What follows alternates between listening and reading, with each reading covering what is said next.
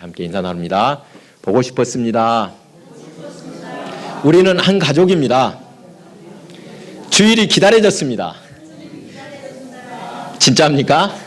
아멘. 감사합니다. 우리 여러분 인생에서 만남이 얼마나 중요한지, 누구를 만나냐에 따라서 인생이 완전히 달라집니다. 그렇죠? 우리 인생에는 중요한 세 가지 만남이 있다고 합니다. 어떤 누구와 만남입니까? 제일 먼저 부모, 그 다음에요? 예, 친구라고도 하지만 스승, 또 중요한 사람이 있습니다. 누굽니까? 그렇죠. 배우자, 남편이나 아내죠. 여러분, 어떤 부모를 만나냐에 따라서, 또 어떤 가정에서 성장했냐에 따라서 인생의 출발점이 딱 정해집니다. 이 부모를 만나는 것만큼은 내 마음대로 됩니까? 안 됩니까?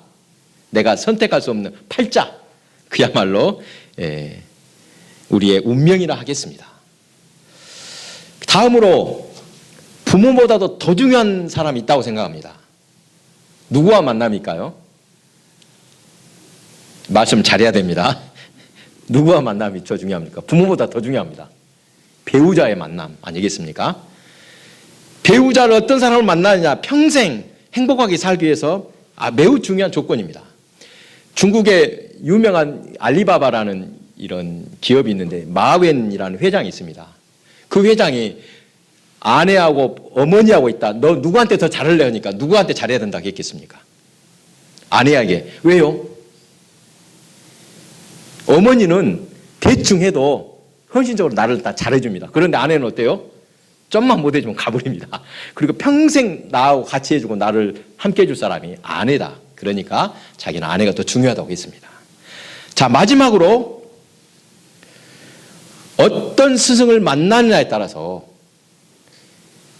그 일생의 가치관이 달라집니다. 좋은 스승을 만나면 어때요? 좋은 길로 가게 되고, 잘못된 사람 만나면 잘못된 길로 가게 됩니다. 자, 기독교에서는 이 스승과의 만남이라고 하지 않고 누구와의 만남? 주님과의 만남이라고 말하기도 합니다. 방금 읽었던 본문에서도 스승과 제자의 만남이 있습니다. 누구하고 누가 만났습니까? 이스라엘의 예언자 엘리야와 그의 제자 엘리사의 만남입니다. 이 제자들, 예수님의 제자들 사이의 만남만큼이나 의미가 깊습니다. 여러분, 이 엘리야가 얼마나 위대한 선지자인지 모릅니다. 이스라엘 선지자 중에 가장 뛰어난 선지자 중에 한 명이다 말할 수 있습니다. 여러분, 이 엘리야의 유명한 이야기 잘 아시죠? 아합 왕 때 이스라엘에 극심한 가뭄이 계속되었습니다. 이 가뭄이 끝나고 비가 내리기를 위해서 엘리야와 바알의 선지자 450명이 갈멜산에서 대결을 펼쳤습니다. 여러분 잘 아시죠? 자, 돌단을 쌓아놓고 각자 자신을 섬기는 신을 위해서 제사를 올립니다. 그때 돌단 위에 제물이 올라가 있는데 하늘에서 불이 내려와 사르는 쪽이 이긴다. 이런 대결이었습니다. 결과는 어떻습니까? 잘 아시죠? 많은 바알의 선지자들이 막 춤을 추고 막 크게 소리치고 심지어 자해를 하면서 아무리 발광을 해도 어떻게 됩니까? 우상이 응답할 리가 없습니다. 그때 엘리야는 하늘을 향해 기도하고 하늘을 향해 불을 지질 때 하늘에서 불이 내려서 제단을 태우는 기적이 일어났습니다. 이 소위 갈멜 대첩이라고 부르는 이 사건을 통해서 엘리야는 바알의 선지자들 다 잡아다가 기손 시내에 가서 죽이고 오직 여호와 하나님께서 참 하나님이시다, 이것을 이스라엘에 보여주었습니다. 그러나 그 일로 인해서 어떻게 됩니까? 왕비 이세벨이 엘리야를 죽이기로, 내가 너 안 죽이면 밥을 안 먹겠다, 이렇게 맹세를 합니다. 이러한 이세벨의 살해 위협에 두려움을 느낀 엘리야, 광야로 도망을 하였습니다. 먼 길을 가서 노뎀나무 아래에서 하나님께 죽기를 간청합니다. 나 차라리 하나님 나 죽을랍니다.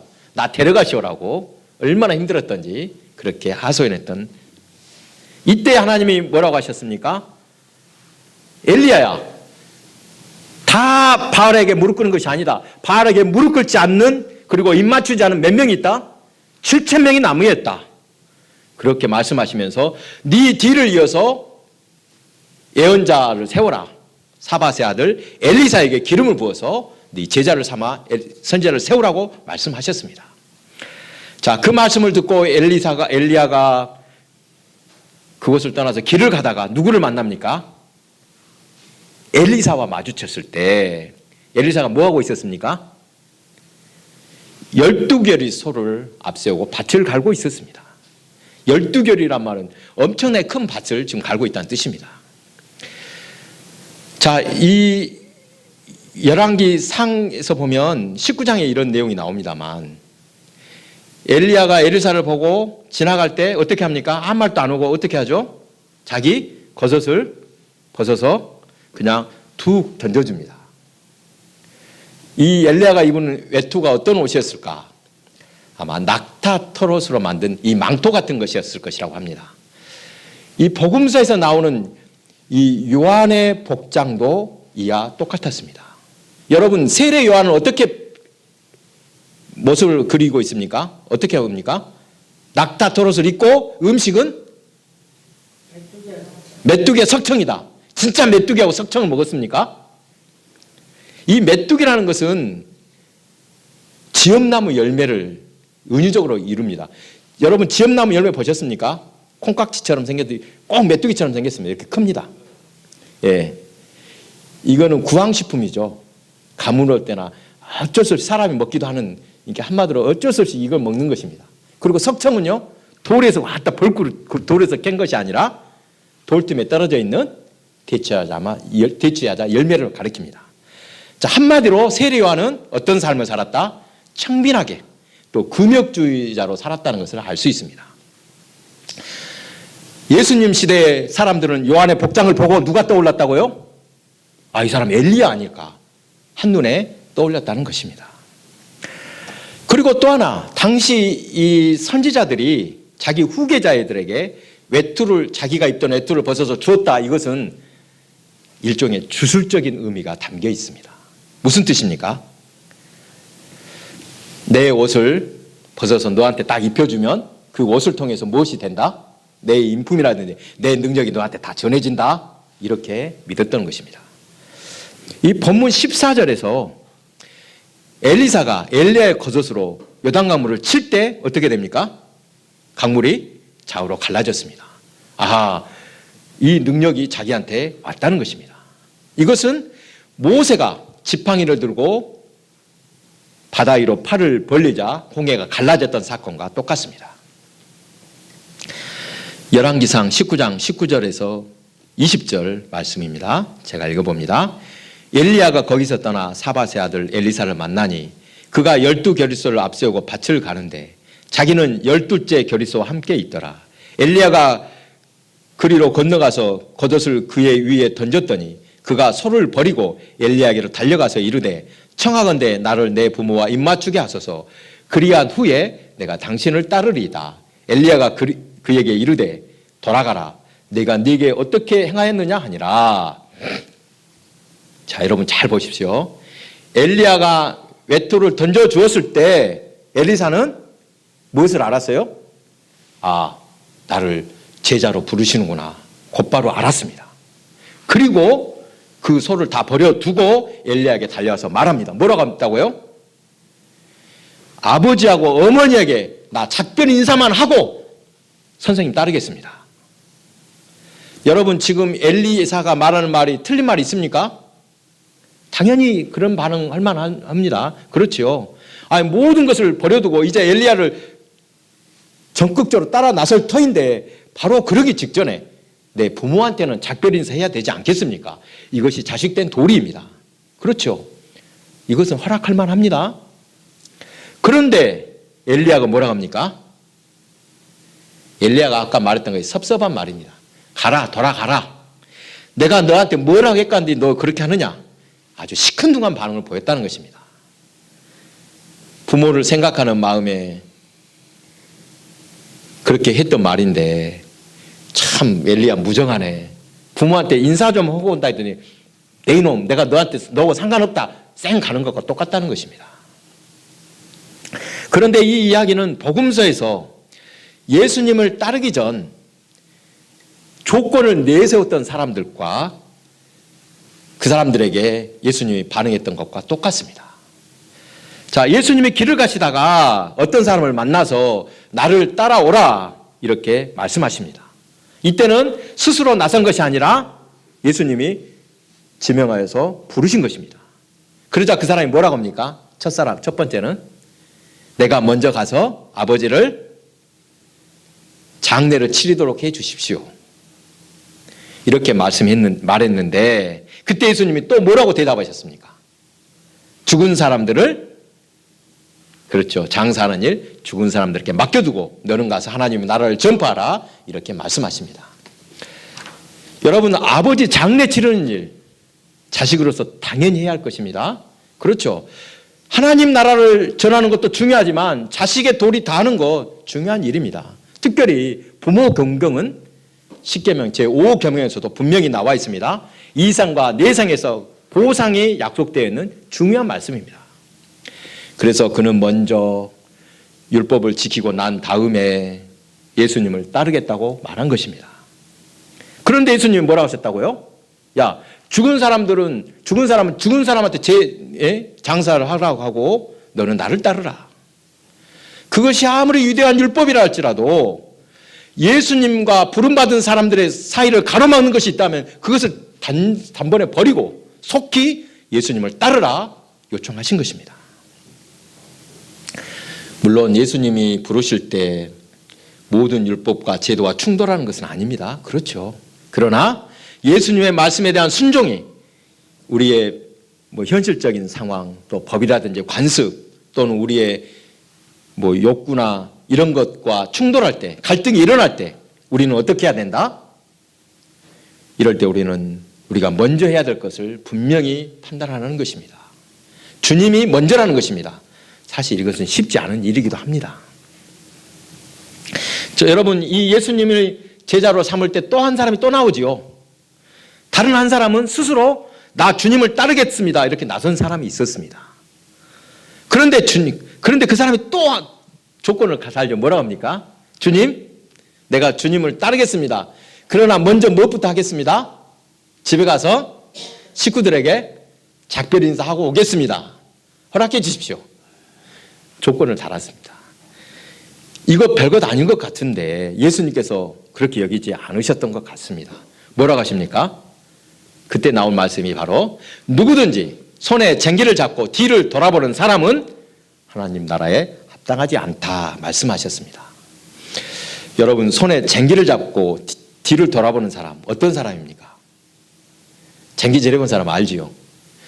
이스라엘 사람들이 생각하는 이 추수는 어느 때부터 시작되는가? 보리를 벨 때 추수한 것이 아니죠. 언제부터 추수가 시작된다? 쟁기질 할 때부터, 씨를 뿌리기도 전부터 이미 추수가 시작되었다 하는 것입니다. 그러니까 쟁기질하면서 뒤를 돌아보고 딴 생각을 했다. 그것은 무엇을 포기했다? 이미 그 사람 추수 다 포기한 사람이다. 이런 뜻입니다. 이런 사람을 또 다른 말로 뭐라 하냐? 요즘 말로 하면 꼰대란 말 들어보셨습니까? 꼰대가 어떤 사람입니까? 노인들이 죄송합니다. 노인들이 좀 안 좋은 버릇이 있죠. 꼭 젊은 사람한테 뭐라고 말타이릅니까? 뭐라고 합니까? 나 때는 말이야. 꼭 그런 말 합니다. 내가 다 해봐서 안다 이놈들아. 과거에 자기 경험으로 모든 것을 판단하는 사람들. 죄송합니다. 노인들이 하시니까. 노인들도 다 그런 건 아닙니다. 꼰대라고 할 만한 사람들이 있지요. 이런 사람들은 어떤 사람들입니까? 변화된 현실, 또 다가오는 새로운 시대, 여기서 말씀하시는 동토는 하나님의 나라에 대해서 전혀 보지 못하는 사람입니다. 뒤를 돌아보느라 쟁기가 어느 방향으로 가고 있는지 밭이 제대로 갈리는지도 모르는 사람. 그런 미래는커녕 자신의 현실에도 성실하게 대응하지 못하는 사람. 그런 사람들이 바로 쟁기를 잡고 뒤를 돌아보는 사람이라는 것입니다. 그런 사람은 하나님 나라에 합당하지 않다 말씀하십니다. 하나님 나라는 어떤 사람에게 합당한가? 자기 가진 것을 다 팔아서 그렇게 해야만 살 수 있는 보화가 묻힌 밭, 그것과 같습니다. 또 자기 것을 다 가진 것을 팔아야 살 수 있는 값진 진주와 같기 때문입니다. 한눈 팔면서 쟁기질하는 사람, 뒤를 돌아보며 밭을 가는 사람 결코 찾을 수 없는 나라이기 때문입니다. 예수님을 따르는 일, 하나님 나라를 전파하는 일 완전히 새롭게 결단해야만 가능합니다. 죽은 사람은 여기서 말하는 아까 말했던 죽은 사람은 과거를 뜻합니다. 그리고 집안 식구에게 인사한다 할 때 집안 식구는 바로 현재를 의미합니다. 뒤를 돌아보는 사람이란 과거의 마음이 멈추어 있고 또 현재 발목이 잡혀 있어서 결코 앞으로 나가지 못하는 그런 사람들을 바로 죽은 사람들 생각하고 또 집안 식구를 생각하는 사람이라는 것입니다. 여러분, 예수 믿기 쉽습니까? 어렵습니까? 예수 믿기 어렵습니까? 예수 믿기는 분명히 쉽습니다. 그러나 제대로 예수 믿고 정말 주님의 제자가 되는 일 쉽습니까? 어렵습니까? 안 쉽습니다. 사실은. 정신을 똑바로 차려야 된다는 것입니다. 나를 따르라. 주님의 명령에는 오직 순종이냐 불순종 딱 갈라집니다. 중간 없습니다. 내가 반트는 순종하고 또 반은 불순종한다. 이거 순종입니까? 불순종입니까? 그것은 불순종입니다. 예수님의 따르는 일에는 조건과 타협이 있을 수 없습니다. 적당히 이런 말 없습니다. 부르심을 따라 나서는 첫걸음 분명한 단절이 필요합니다. 옛사람과 단절이 돼야 됩니다. 과거의 믿음이 머물러 있으면서 예수님의 제자가 될 수는 없습니다. 그리고 제자가 된 이들의 현재는 이제 과거에서 연장될 수가 없습니다. 이것도 딱 단절이 돼야 됩니다. 지난주에 나눴던 말씀 가운데 예수님을 따르기 위해 나섰던 이 세리 누구였죠? 알포의 아들 레위, 마태, 여러분 기억나시죠? 이 사람은 나 세리하면서도 예수님 제자 계속 할래요 그렇게 했습니까? 아니죠. 세관을 버리고 세리 자리를 버리고 나와야 했습니다. 그리고 베드로의 제자와 그의 동생 안드레 그들은 뱃사람들인데 그물을 버려두고 예수님을 따랐습니다. 이 주님을 따라 나섰던 사람들은 모두 다 변했습니다. 그들은 더 이상 세금을 거두는 세리도 아니고 고기를 잡는 그런 어부가 아니라 무엇을 낚는 어부가 되었다? 사람을 낚는 어부가 된 것입니다. 아멘. 이 독일의 디트리히트 보네퍼라는 사람이 있습니다. 이 사람이 그 무시무시한 히틀러 시대에 히틀러를 반대했다가 나중에 히틀러 죽기 며칠 전에 사형을 당한 목사님입니다. 디트리히트 보네퍼 유명한 사람입니다. 이런 말을 했습니다. 오직 믿는 자만이 순종하고 순종하는 자만이 믿는다. 아멘. 그런데 이 말이 좀 오해하면 안 됩니다. 아, 믿음이 먼저 오고 그 다음에 순종이 그 다음에 온다는 말인가? 또는 순종은 믿음의 결과다. 또 믿음은 순종의 전제다. 순종과 믿음은 분리해서 말할 수 없다는 것입니다. 무슨 뜻인지 알겠습니까? 오직 순종하는 사람이 믿는 사람입니다. 믿기 위해서는 구체적으로 주님의 명령에 순종해야 하는 것입니다. 순종은 하는데 나는 못 믿겠다. 믿음은 있는데 순종은 하지 않는다. 이것은 말이 안 된다는 소리입니다. 누군가 불순종에 머물러 있는 한 그 사람은 믿음이 없는 사람입니다. 그래서 어떤 사람은 부족한 믿음 또 부족한 순종 탓으로 돌리고 뭐 이런 말 들어보셨죠? 부족한 순종을 부족한 믿음 때문에 내가 믿음이 없어서 불순종합니다. 뭐 이런 말 들어보셨죠? 다 엉터리 같은 말입니다. 어떤 명령이라도 주님이 어떤 말씀이라도 그것이 비록 우리의 현실과 또 우리 자신의 이익과 의지와 충돌하더라도 주님의 말씀에 절대 순종할 때만 우리는 믿음의 사람이라고 말할 수 있다는 것입니다. 이것은 듣고 이것은 안 됩니다. 이것은 순종이 아닙니다. 예수를 믿는다 하면서도 그분의 가르침에 순종하지 않으면 여전히 불신자와 같다 할 것입니다. 예수님의 제자가 되는 첫 번째 조건 뭐라고요? 순종입니다. 아멘. 과거와 지금 현재로부터의 분명한 단절. 손에 쟁기를 잡고 뒤를 돌아보는 사람은 하나님 나라에 합당하지 않기 때문입니다. 아멘. 여러분 파부침주라는 말 들어보셨습니까? 파부. 파는 깨뜨릴 파, 주는요 솥단지. 침, 빠뜨리다. 주, 배주자죠. 예. 솥을 깨뜨리고 배를 가라앉힌다는 뜻입니다. 이 말은 싸움터로 나가면서 살아 돌아오기를 바라지 않고 결전을 각오한다는 뜻입니다. 이 초나라의 황후가 진나라와 싸울 때 강을 건넌 배를 딱 가라앉히고 솥단지를 다 깨뜨리고 죽을 각오로 싸워서 크게 이기는 데서 유래된 말입니다. 유명한 말입니다. 돌아갈 배에 밥을 지어 먹을 솥단지가 없으니 병사들은 죽기를 각오하고 싸울 수밖에 없었고 그렇게 9번을 싸워서 황후는 크게 승리했습니다. 예수님의 부르심을 받은 사람들에게는 이제 돌아갈 과거도 없고 변하지 않는 현재도 없습니다. 우리의 옛사람은 이미 그리스도와 함께 십자가에 달려 죽었습니다. 누구든지 그리스도 예수 안에 있으면 새로운 피조물이라 옛것은 지나갔고 새것이 되었도다 믿으시기 바랍니다. 옛날로 돌아갈 수 없습니다. 홍해를 건너오면 다시 홍해로 건너서 이집트로 돌아갈 수 없습니다. 여러분 우리는 지금 신앙생활을 어떻게 하고 있는지 돌아보기를 원합니다. 정말로 예수를 믿어서 새 사람이 되었습니까? 아멘? 그러면 새 사람이 된 것을 무엇으로 증명할 수 있습니까? 우리의 믿음을 어떤 방법으로 보여줄 수 있습니까? 나 새 사람이 되었다는데 내가 무엇으로 이것을 증명할 수 있을까? 조용히 자신을 돌아보기를 원합니다. 나는 예수를 믿어 어떻게 얼마나 변화되었는가? 율법적인 사람으로 사는가? 아니면 생명과 은혜로 완전히 새로운 사람으로 살고 있는가? 돌아보시기 바랍니다. 주 안에서 새 사람으로 된 증거, 우리 안에 기쁨과 감사 그리고 사랑이 있는가? 살펴보시기 바랍니다. 예수를 믿으면 먼저 기쁨이 생깁니다.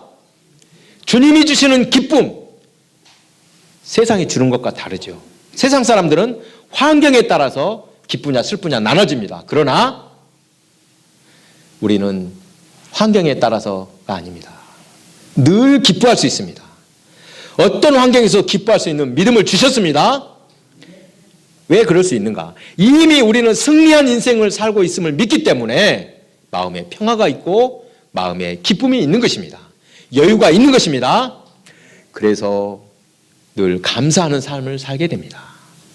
그리고 주님이 주신 은혜와 사랑이 너무도 크기 때문에 그 주님의 사랑에 보답하기 위해 우리도 사랑하며 섬기는 삶을 살게 되는 것입니다. 이것이 우리에게 가장 큰 변화, 예수를 믿으면 찾아오는 놀라운 변화임을 믿으시기 바랍니다.